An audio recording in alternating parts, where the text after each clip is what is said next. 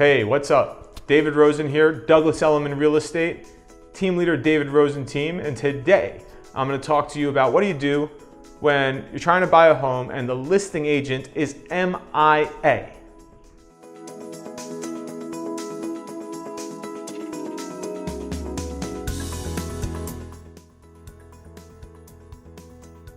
You're working with a broker or you're looking on your own and you find the house and it's great and you call them up and you email them and they don't answer.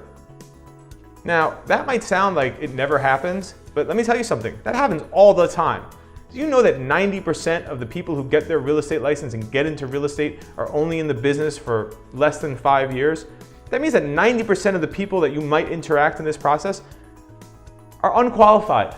I mean, I could use stronger language, but they're just not good enough to want to keep doing it for more than 5 years. Now, maybe something great happens in their life, but maybe they were just dabbling in this industry and they don't love it and they're not big time into it.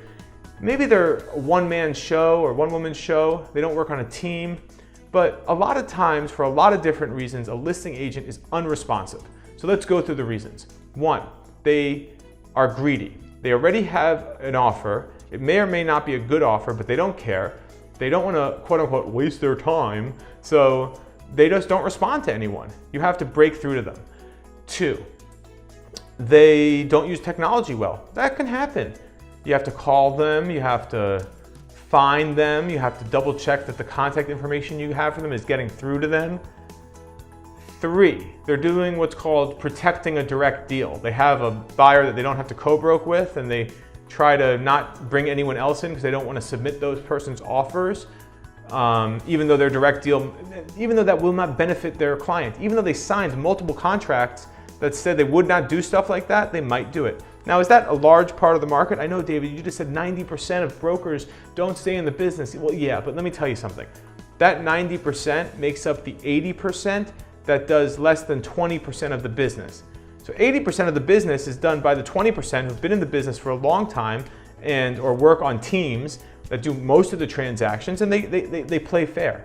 They do most of the business. So when the listing agent's missing in action, this is what we do. We call, we text, we call, we text, we call, we call, we text. We email, we email, we email, we follow up. If they are unresponsive after 4 or 5 attempts during a certain time period, we will call their manager, because when somebody hires a real estate brokerage to sell a property, they're never hiring an individual agent, they're hiring a company, they're hiring a brokerage. So if the Corcoran agent doesn't return my call, I will call the Corcoran manager and say, hey, Joe Schmo doesn't want to show 115 Morton, what's up, yo?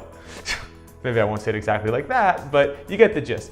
It doesn't happen all the time, but it certainly happens some of the time. And when it happens, where it really happens is where people expect to have an offer and they don't yet have it, but they're trying to be cute, and it's not best practice. It's commonly discouraged in the brokerage community. They shouldn't be doing it. It's wrong. And as your broker, I will make sure it doesn't happen to you. All right. Sorry to get so emotional, but this is an emotional subject. Finding a home that you love is emotional. You got to fight to win it, and we'll fight for you. My name's David.Rosen. Call me, email me, message me. I'm looking forward to helping you find your dream home.